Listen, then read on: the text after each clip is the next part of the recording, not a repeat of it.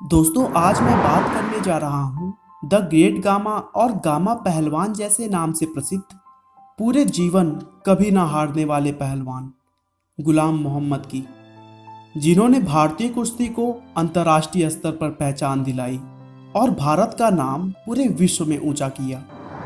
दोस्तों सबसे दिलचस्प बात कि लगभग 52 साल के कैरियर में गामा को कोई भी नहीं हरा सका।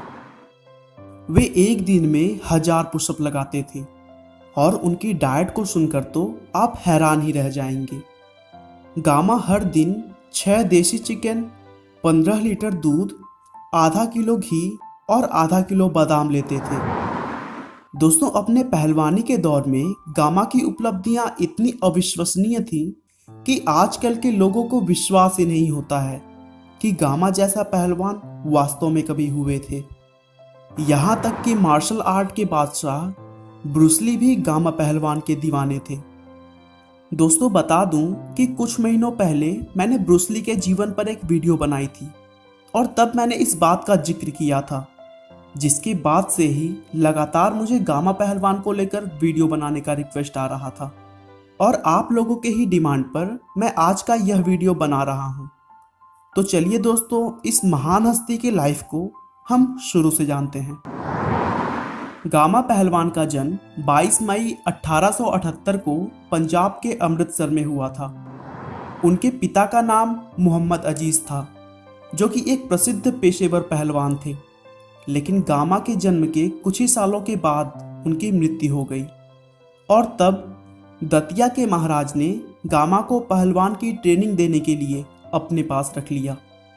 जिसके बाद पहलवानी के गुण सीखते हुए गामा ने सिर्फ 10 साल की छोटी सी उम्र में कई महारथियों को धूल चटा दी और इतने छोटे उम्र में अपने अद्भुत टैलेंट की वजह से वे आसपास के राज्यों में बहुत तेजी से प्रसिद्ध होने लगे।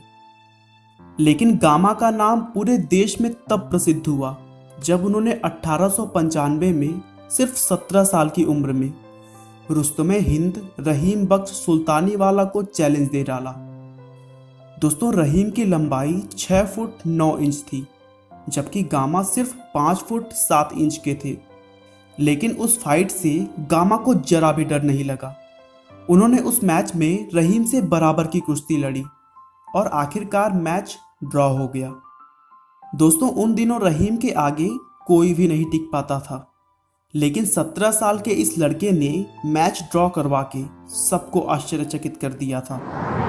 साल दर साल गामा पहलवान की प्रसिद्धि बढ़ती रही और गामा ने 1898 से लेकर 1907 के बीच दतिया के गुलाम मोहिउद्दीन, भोपाल के प्रताप सिंह, इंदौर के अली बाबा सेन और मुल्तान के हसन जैसे नामी पहलवानों को लगातार हराया। 1910 में एक बार फिर से गामा का सामना रुस्तमे हिंद रहीम बख्श से हुआ, लेकिन इस बार भी मैच ड्रॉ रहा। अब तक गामा एक ऐसे पहलवान बन चुके थे जिन्हें रिंग में कोई भी नहीं हरा सका था।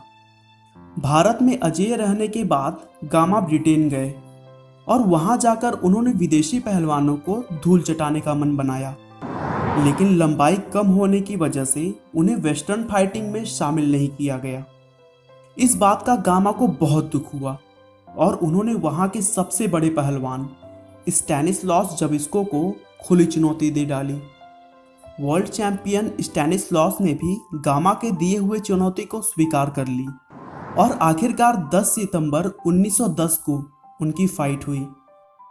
2 घंटे 35 मिनट तक वह फाइट चलने के बाद उसका कुछ भी नतीजा नहीं निकला और मैच ड्रॉ रहा। मैच दोबारा 19 सितंबर को होना तय हुआ, लेकिन ज़बिस्को मैच में आने की हिम्मत ही नहीं जुटा पाया और इस तरह गामा वर्ल्ड हैवीवेट चैंपियन बनने वाले पहले भारतीय पहलवान बन गए। 1911 में इंग्लैंड से लौटने के बाद गामा का सामना फिर से रहीम बख्श से हुआ, लेकिन इस बार मैच ड्रॉ नहीं हुआ। इस फाइट में गामा ने रहीम को बहुत बुरी तरह से परास्त कर दिया और इस जीत के साथ ही गामा के नाम के सामने रुस्तमे हिंद का सम्मान जुड़ गया। आखिरकार 1927 में गामा ने आखिरी फाइट लड़ी और उन्होंने स्वीडन के पहलवान जेस पीटरसन को हराकर खामोशी से इस खेल को हमेशा के लिए अलविदा कह दिया। 1947 में भारत पाकिस्तान बंटवारे के बाद गामा पाकिस्तान में बस गए और वहीं पर लंबी बीमारी झेलते हुए 1963 में उनकी मृत्यु हो गई। दोस्तों, बॉडी बिल्डिंग के लिए आजकल के समय में भले ही बहुत सारी मशीनें आ रही हैं, लेकिन गामा पहलवान ने पत्थरों से बनाए हुए डंबल, हंसली और गोला के प्रयोग से अपनी बॉडी बनाई थी और उनके द्वारा यूज किया जाने वाला सामान आज भी पटियाला के national institute of sports museum में सुरक्षित रखा गया है। आपका बहुमूल्य समय देने के लिए बहुत बहुत धन्यवाद। इस वीडियो को लाइक करके आप हमारा मनोबल बढ़ा सकते हैं। दोस्तों, अगर आप हमारे वीडियो को मिस नहीं करना चाहते तो कृपया चैनल को सब्सक्राइब कर लें। आपको यह कहानी कैसी लगी हमें कमेंट करके ज़रूर बताएं। धन्यवाद।